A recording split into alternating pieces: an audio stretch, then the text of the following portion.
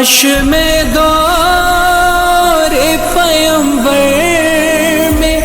اٹھایا. حضرات اللہ کریم نے قرآن بلیغ میں فرمایا اقرأ باسم ربک الذی خلق، پڑھو اپنے رب کے نام سے. حضرات نبی مکرم رسول معظم صلی اللہ تعالی علیہ وسلم پر وحی کے طور پر جو سب سے پہلا لفظ نازل ہوا وہ لفظ اقرا ہے، اور قرآن مجید میں سب سے پہلی وحی سے علم کی افادیت، اہمیت اور علم کی عظمت و برتری روز روشن کی طرح آیا ہے.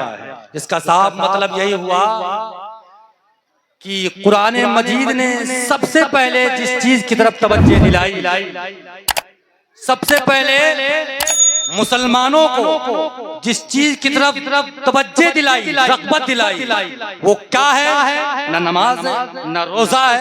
کسی کی طرف نہیں. سب سے پہلے توجہ جو قرآن مجید نے دلائی وہ لکھنا اور پڑھنا ہے. تعلیم و تربیت سے پورے زمانے کو روشن کرنا ہے. میرے عزیزو، اللہ نے اپنے نبی کو معلم انسانیت بنا کر مبعوث فرمایا. اور جب میرا تیرا سونا نبی دنیا میں تشریف لایا تو اللہ کے حبیب نے اعلان نبوت کے بعد مسجد نبوی تعمیر فرمائی. اور جب مسجد نبوی بن گئی، او لوگوں سنو، او نبی پاک علیہ السلام کے پیار میں جلسے میں آ کر بیٹھنے والوں سنو. جب اللہ کے حبیب نے مسجد نبوی بنائی تو مسجد نبوی کے صحن میں صفا نامی مدرسے کی بنیاد رکھ کر صحابہ کرام رضوان اللہ تعالی علیہ اجمعین کو بطور طالب علم داخلہ فرمایا. اور داخلہ فرمانے کے بعد میرے آقا خود انہیں تعلیم و تدریس دے کر وہ علم پوری دنیا میں روشن کیا، پوری دنیا میں علم دین پھیلایا. تبھی تو 1400 برس پہلے نعرے تکبیر، نعرے تکبیر، نعرے رسالت، نعرے رسالت، مسلک اعلی حضرت، مسلک اعلی حضرت حضور سید صاحب قبلہ. نعرے تکبیر، نعرے رسالت.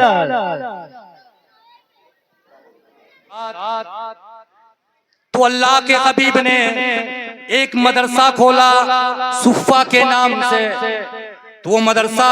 صفا کے نام سے کھولا. صحابہ کرام کو خود تعلیم دیتے تھے، تعلیم و تدریس دیتے تھے. اسی درسگاہ سے نکلنے والوں کی جماعت کوئی مفکر بن کے نکلتا تھا، کوئی مفسر بن کر نکلتا تھا، کوئی مجدد بن کے نکلتا تھا، کوئی حکمراں بن کے نکلتا تھا، کوئی گورنر بن کے نکلتا تھا. اور صفا نامی یونیورسٹی سے پھیلنے والی علمی روشنی پوری دنیا کو روشن و تابناک بنا کر منور و مجلہ فرماتی گئی. اور اسی یونیورسٹی کے علمی فیضان نے حاضر میں علم اور ادب کے فیضان ایسے بہائے کہ جیسے ان کی شعائیں آج تمہارے انسٹیٹیوٹوں پر علماء کی شکل میں نظر آتی ہیں. حضرات انہی یونیورسٹی اور 1400 برس پہلے مصطفیٰ نے فرمایا تھا او لوگو علم دین اپنے بچے کو حاصل کرا لینا، کم کھا لینا، کم پہن لینا، مگر اپنے بچے کو علم دین حاصل کرا لینا. اب آقا کریم فرماتے ہیں طلب العلم فریضۃ علی کل مسلم و مسلمہ. علم دین کا حاصل کرنا ہر مرد اور عورت پر فرض ہے. حضرات اتنا علم دین حاصل کرا لو کہ جس سے خود وہ بچہ اپنے ایمان کی حفاظت کر سکے اور ضرورت پڑے تو اپنے گھر والوں کی ایمان کی حفاظت کر سکے. حضرات طالب علم چھوٹا ہوتا ہے، طالب علم کوئی بھی بن سکتا ہے، طالب علم کوئی بھی ہو سکتا ہے۔ میرے آقا کریم میرے تیرے سونے نبی کی بارگاہ میں ایک صحابی پہنچے، گفتگو کر رہے تھے، بات کر رہے تھے، اور بات کرنے کے درمیان میرے آقا کریم کی بارگاہ میں جبریل آئے، کہا یا رسول اللہ، یا حبیب اللہ، آپ جس سے ہم کلام ہیں، جس سے آپ گفتگو کر رہے ہیں، جس سے آپ باتیں کر رہے ہیں، یا رسول اللہ ایک ساتھ کے بعد انہیں موت آ جائے گی۔ کیا فرمایا؟ جبرائیل نے کہا یا رسول اللہ ایک ساتھ کے بعد انہیں موت آ جائے گی۔ میرے آقا کریم میرے تیرے سونے نبی وہ صحابہ رسول سامنے گفتگو کر رہے، میرے آقا نے فرمایا او میرے صحابی ایک ساتھ کے بعد، ایک لمحے کے بعد تمہیں موت آ جائے گی۔ اچھا ایک بات میں آپ سے پوچھنا چاہتا ہوں، اگر کوئی آنے والا آئے اور یہ تحقیق ہو کہ ہاں یہ نوجوان جو کہتا ہے سچ کہتا ہے، اور وہ نوجوان کہے او میں بھائی تجھے 1 گھنٹے کے بعد موت آ جائے، 1 گھنٹے کے بعد تو مر جائے گا، تو بتاؤ ذرا صحیح اپنے دل پر ہاتھ رکھ کر، کیا آپ علم کے راستے کی طرف بھاگیں گے، یا سب سے پہلے وہ نوجوان اپنی بیوی کے پاس جائے گا، اسے پیار کرے گا، اپنے بچے کے پاس جائے گا، اسے پیار کرے گا، اسے پیار کرے گا اور چومے گا اور کہے گا اے میری شریک حیات فلاں جگہ فلاں سے میں نے اتنی رقم لی تھی اسے دے دینا، اور فلاں جگہ فلاں نوجوان میری رقم وہ قرض خواہ ہے اس سے تجھے لینا ہے، اسے لے لینا، مگر میرے صحابہ پر قربان جاؤ، مصطفیٰ کے صحابہ پر قربان جاؤ۔ اپنے نبی پاک کے اس فرمان کو سن کر صحابہ کرام نے نبی کے دامن کو پکڑا، کہا یا رسول اللہ، یا حبیب اللہ، مرنے کا وقت قریب آ گیا، یا رسول اللہ کوئی ایسا عمل بتا دے جو ہمارے اس وقت سب سے ہمارے لیے افضل ہو، سب سے بہتر ہو۔ تو اللہ کے نبی آمنہ کے لال نے فرمایا تجھے نماز پڑھنے کی ضرورت نہیں، کیونکہ تو چلا جا علم دین حاصل کرنے میں اپنے وقت کو ضائع کر دے۔ اور راوی بیان کرتے ہیں کہ عصر کے وقت یہ معاملہ پیش آیا تھا اور مغرب کے وقت کی اذان نہ ہوئی تھی، اس سے پہلے یہ صحابہ رسول کا انتقال ہو چکا تھا۔ تو اب تعلیم سے بڑھ کر کوئی چیز نہیں۔ آپ سوچ رہے ہوں گے نماز کی طرف کیوں نہیں بھیجا کہ نماز پڑھ لو؟ میرے عزیزو، نماز پڑھنے کے لیے علم کا ہونا، نماز پڑھنے کے لیے علم کا ہونا ضروری ہے۔ اب آپ سوچیں گے کیسے؟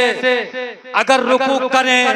تو رکوع میں کس حال میں کھڑا ہونا ہے، اس کے لیے علم کی ضرورت۔ سجدہ کریں تو کس حال میں سجدہ کریں، اس کے لیے علم کی ضرورت۔ تشہد میں بیٹھے انگلیاں کتنی لگنی چاہیے، علم کی ضرورت۔ تو سب سے پہلے جو انسان کی زندگی میں سب سے افضل اور اعلیٰ عمل ہے وہ علم دین حاصل کرنا ہے۔ علم دین حاصل کرو۔ حضرات، ایک بچہ جب علم دین حاصل کرنے کے لیے نکلتا ہے، آج لوگ اللہ نے لوگوں کو بہت زیادہ جب سرمایہ عطا کر دیا تو لوگ اپنے بچوں کو یہ علم لدنی یہ چھوڑ کر وہ اپنے بچوں کو بڑے بڑے کالجوں میں لاکھ 2 لاکھ روپیہ دے کر اپنے بچوں کا داخلہ کراتے ہیں۔ اور جب ہمارے کمزور مدرسے میں بچوں کو بھیجنا ہوتا ہے تو عالم یہ ہوتا ہے کہ ناک سے کیچڑ بہہ رہا ہے، چہرے پر سونے کے آثار نمودار ہو رہے ہیں، مگر یہ باپ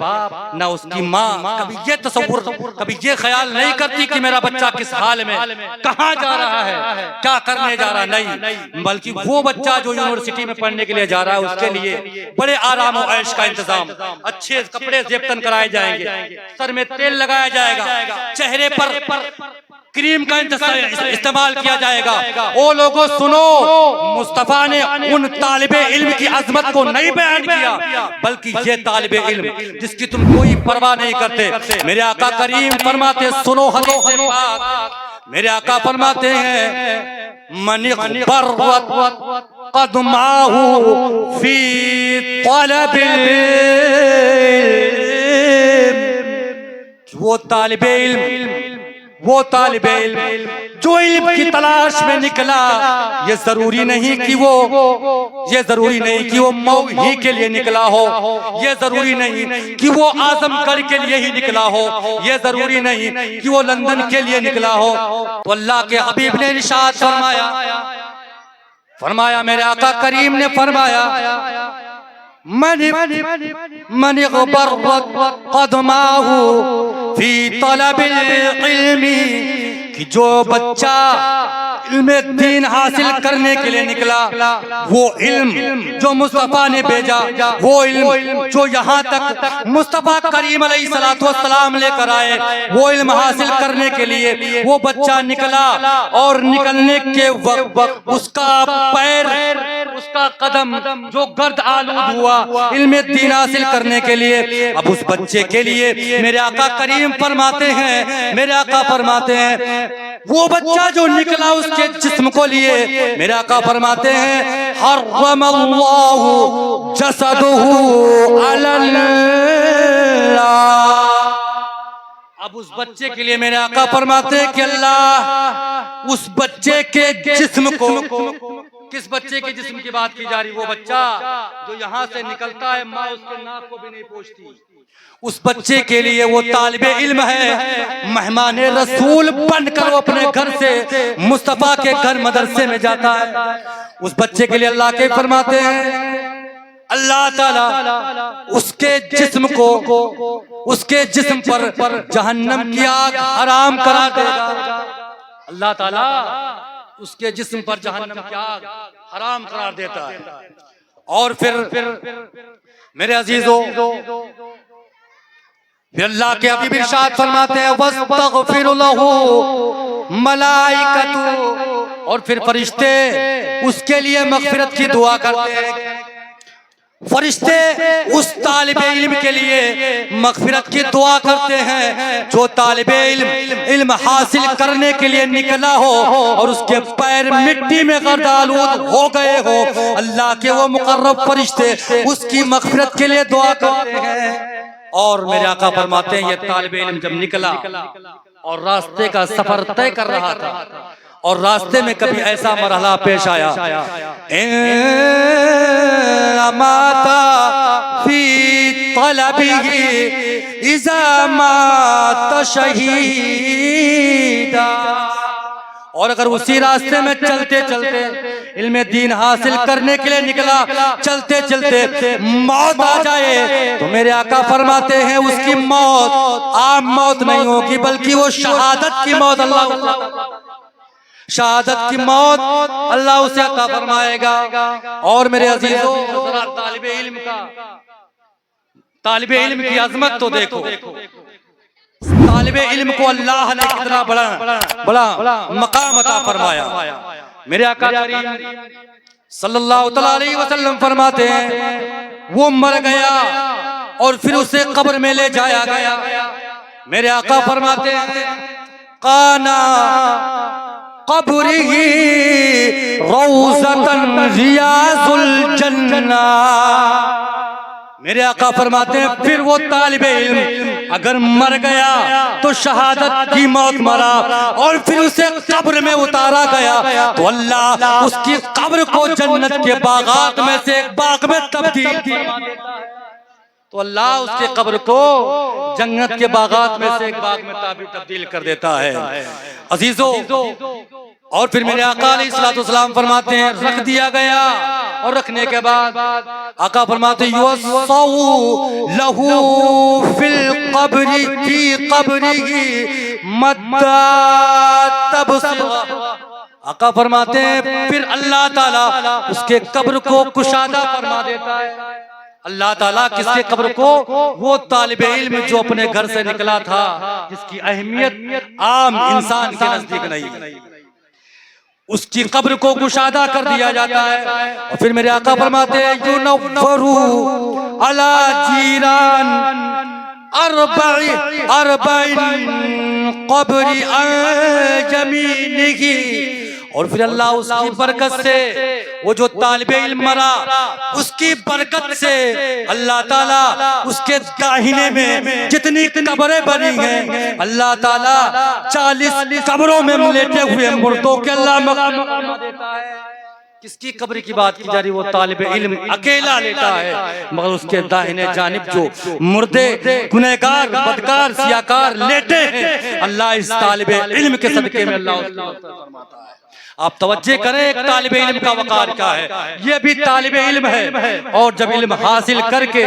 علماء کی شکل میں جب یہاں اس اسٹیج پر بیٹھے گا تو اس کے چہرے کا دیکھنا بھی ثواب ہوگا، اس کے پاس بیٹھنا بھی ثواب ہوگا، اس سے مصافحہ کرنا بھی ثواب ہوگا۔ میرے عزیزو یہ وقار ایک طالب علم کا۔ پھر میرے آقا فرماتے ہیں پھر اس کے داہنے جانب 40 قبریں، اس کے بائیں جانب 40 قبریں، پھر اللہ تعالیٰ اس کے پیچھے 40 قبریں، اس کے سامنے والے نوجوانوں کی 40 قبروں کو اللہ اس طالب علم کے صدقے میں اللہ ان سب کی مغفرت فرما دے گا۔ یہ طالب علم کا وقار ہے۔ آپ نے کبھی غور نہیں کیا، آپ نے کبھی توجہ نہیں کیا؟ اے لوگوں، مرنے سے پہلے اپنے بچوں کو علم دین سکھا کر مرنا، مرنے سے پہلے جانے سے قبر میں جانے سے پہلے اپنے قبر کو منور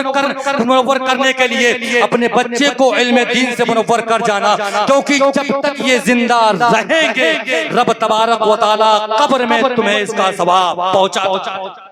قبر میں اس کا ثواب تمہیں ملتا رہے گا۔ میرے عزیزو وقت نہیں ورنہ میں آپ حضرات کے سامنے علم کے متعلق اور گفتگو کرتا، بس ایک چھوٹی سی حدیث کرام حدیث پاک میں آپ حضرات کے سامنے پڑھ کر پھر رخصت ہو جا رہا ہوں۔ حدیث پاک آج اگر کوئی عالم دنیا سے چلا جائے، آقا فرماتے ہیں معلم الخیر اذا ماتا، کہ جب کوئی بھلائی کا حکم دینے والا معلم عالم لوگوں کو گمراہی سے نکال کر ہدایت کے راستے پر لانے والا اذا ماتا، جب وہ مر جاتا ہے